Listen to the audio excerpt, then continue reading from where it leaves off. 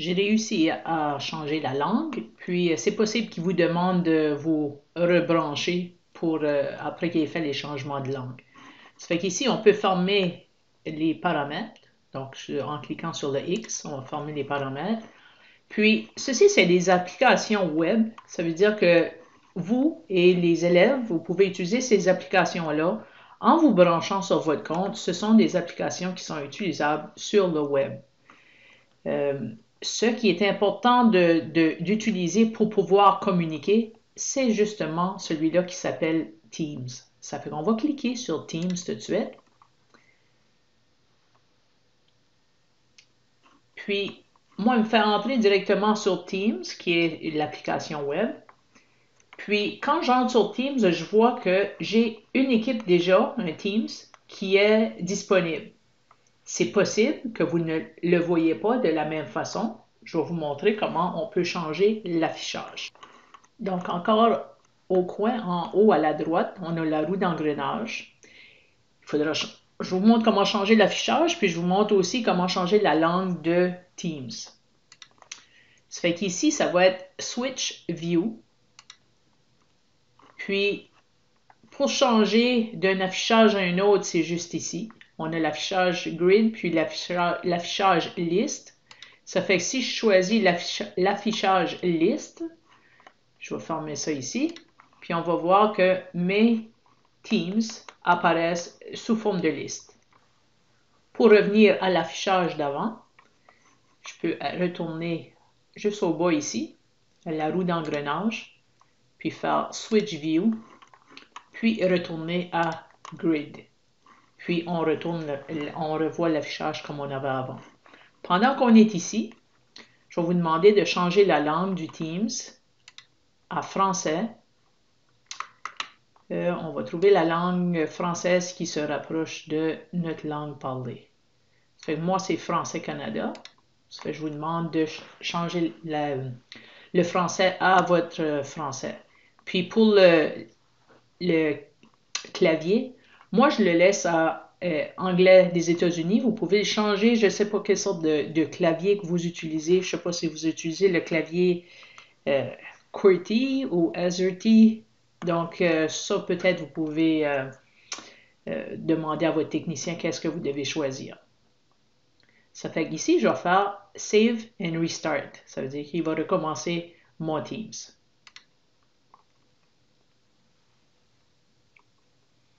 OK. Donc, ici, je vois mes équipes.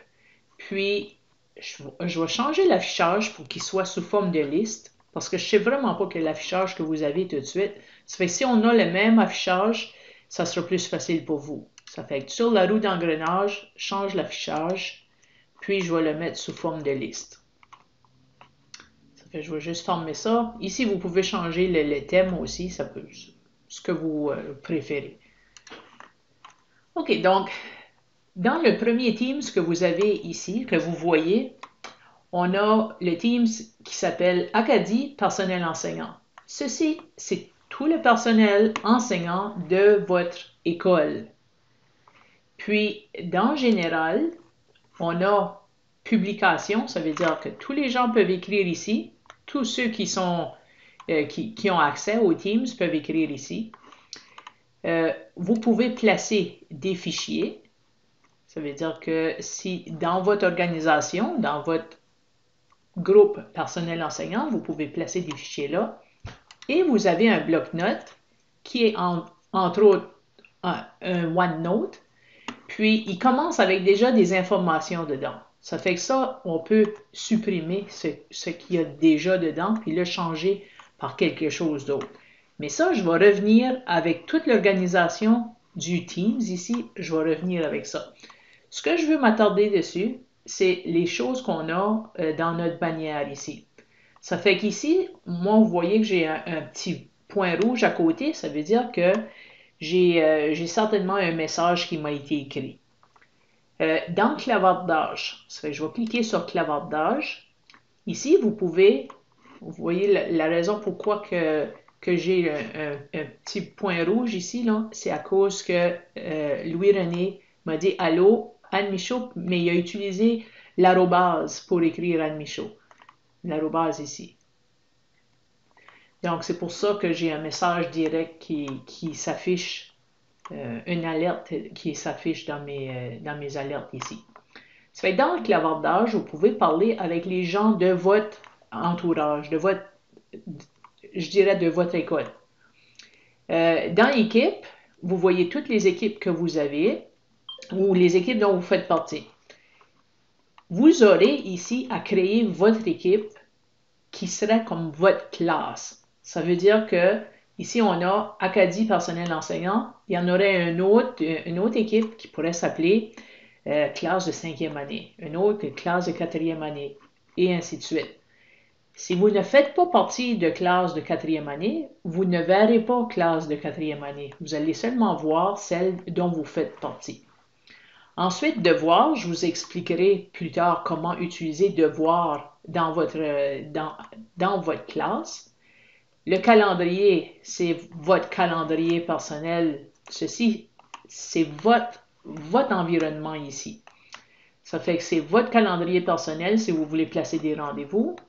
Ensuite, des appels, vous pouvez ici communiquer avec d'autres gens. Donc, la première rencontre qu'on aura va se situer à l'intérieur de cet environnement ici. Ça fait qu'on peut faire des appels conférences ici. Et ensuite, on a des fichiers. Puis ici, on peut ajouter d'autres applications si on a besoin d'autres applications. Ça fait que ça, c'est l'environnement Teams. Moi, je vais faire des vidéos qui vont vous expliquer comment préparer votre classe, comment créer votre première classe, puis je vais vous montrer aussi comment on peut l'utiliser de façon pédagogique avec les élèves.